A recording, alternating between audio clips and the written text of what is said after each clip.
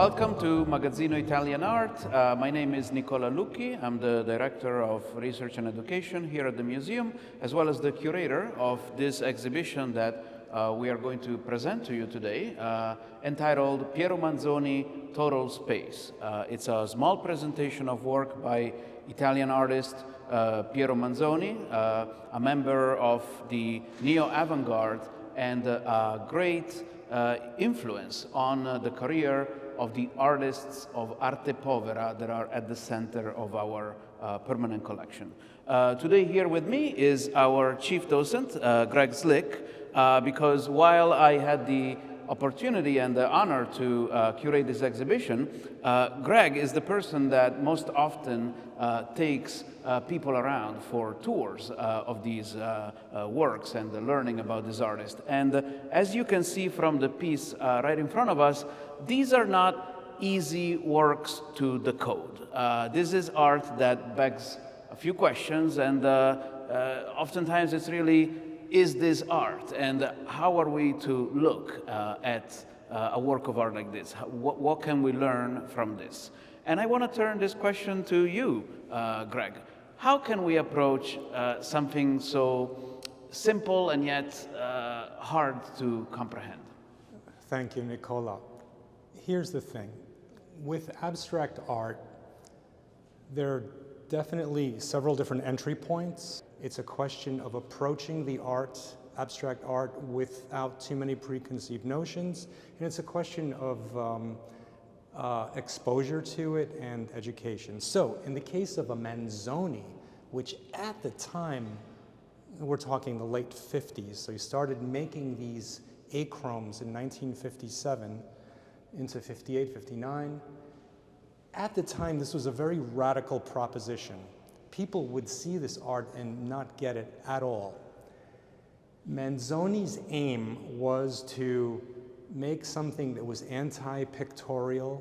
He was challenging our notions of what a painting should be. He even wrote in some of his journals that he was trying to avoid art that was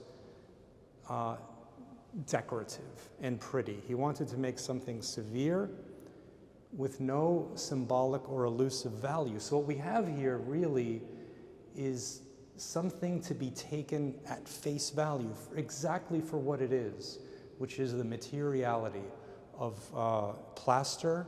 And I think this one is a combination of plaster and kaolin, which is a type of clay used to make porcelain. So we take it at face value, right? And yeah, and if we were to look at this, then we have established that there is no figure, no recognizable figure. And yet, if we were to take, say, a formalist approach, what kind of things can we still consider when looking at something like this? So the formalist approach would be the denial of the artist's hand in the piece so that materiality becomes the thing that does everything for you. So in this case, it is a combination of drying time and gravity. And that is exactly what Manzoni used. He put these materials on canvas and then he allowed the materials to do what they do naturally without any sculpting at all. So as a formal project, this is exactly how he executed the idea of the artist's hand out of the work, anti-pictorialism, and a very pure form of abstraction in which you really, don't add any pigment to the piece. So it's merely about confronting something that is almost, it's almost as if it were a piece of a wall. And this is something that Manzoni wrote about, and there were some scholarly precedents to this kind of thinking. Manzoni is really coming out of a time when European informalism was the main artistic movement. And informalism, if you're not familiar with it, or art informel, was the counterpart to American abstract expressionism. So there was a radical approach to painting. In Europe, it was more raw and disturbing because it was reacting to the horrors of World War II. So these artists felt that art had to be reinvented because the entire world around them was being rebuilt from the rubble of war. So, you know, you get a sense of this from Manzoni's work, this starting from square one, rebuilding painting as a you know, a practice essentially. Yes, absolutely. It's a sort of a, pass me the term, a ground zero of painting. Like it's a moment of complete destruction on the one hand and rebuilding on the other. And as we look at it, you brought in also a historical lens to the piece, because you discussed from the formal elements, you're also discussing now the context in which Manzoni was operating, so the Europe of the post-war era. One more thing that I would add here in terms of the formal elements is the piece is called achrome. Achrome means without color, and yet, much as this is the neutral, natural color of plaster and kaolin as they assicate on the canvas, we do see color, in fact. There is, I see shades of gray, shades of whites, shades of yellow, shades of brown. All of these are, in fact, there and present for a careful observer. Just as are these lines that Manzoni must have created, in a sense, as he overlapped the material, creating a sort of partition of space that is not perfectly symmetrical, and yet it's another way to look into the piece and at its materiality, which is almost sculptural, you could say. There is a sense of the three-dimensionality of the material that emerges. So for something that at first apparently had nothing to say to us, we have been talking a few minutes, and I think there are many other things that one could parse out of this piece. But perhaps we can look at a different example from his work and see how this work also evolves.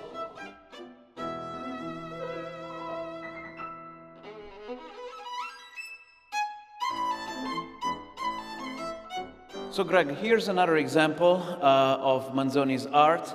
Once again, the piece is called achrome, and yet the technique, in a sense, has changed, the years have changed. What can we say about this piece?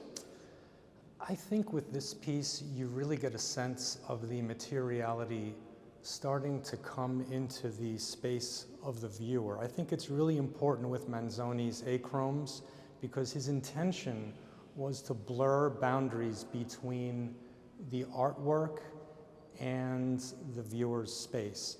Eventually, and this is of course the title of the show, you know, Total Space, eventually Manzoni takes this idea and morphs it into his ambiente environments or his rooms, which we feature in the show as well. So the idea really is to have this totally engulfing experience with art. So with the achromes, he really starts to get into this whole concept. And it's because there's no pictorial quality to the piece, there's no perspective or opticality involved, everything is on the front of the piece. So it really starts to come into your space. It's a texture that could be on the wall next to the piece, on the floor. It could be the folds in your clothing. So you see there's this concept of art going into the realm of life, which is really a key concept for the arte povera artists, as Nicola mentioned earlier. Manzoni is a key precursor to arte povera, and this concept of art going into life or blurring the boundaries is extremely important. So I think that when you approach work like this, you really have to think of it in terms of very simple, humble materials that could be a detail of something that you might see somewhere else as well, you see? Absolutely, and something that you could almost touch. Of course, we're not supposed to be touching any of these works, but there is almost an invitation to experiencing the piece from a tactile point of view, no? The idea of these folds and space that, like you said, is part of our own space. It's not just a pictorial, fictitious space, but it's a real, lived, present canvas that invites this different relationship. Yeah, you see this happening with a lot of the artists in Manzoni's circle and beyond, because Manzoni was in touch with artists in Northern Europe. And you see this idea of challenging the primacy of vision. Traditionally, in Western culture, vision is the primary way of acquiring knowledge.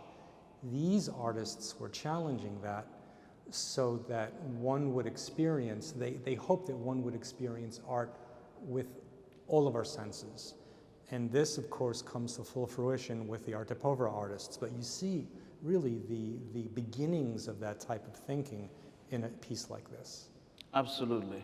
And so I would say that as a general rule, as one approaches pieces like these and thinking about the conversation that we just had, there are elements that are formal and things that we can look and experience physically and consider carefully with our eyes and with the kind of almost sensorial impressions that we have. And then there is the historical knowledge, the moment in time, the understanding of the philosophies and the thoughts and friends and connections and networks of thinking that these artists had, the magazines and the journals that they read, the things that they wrote.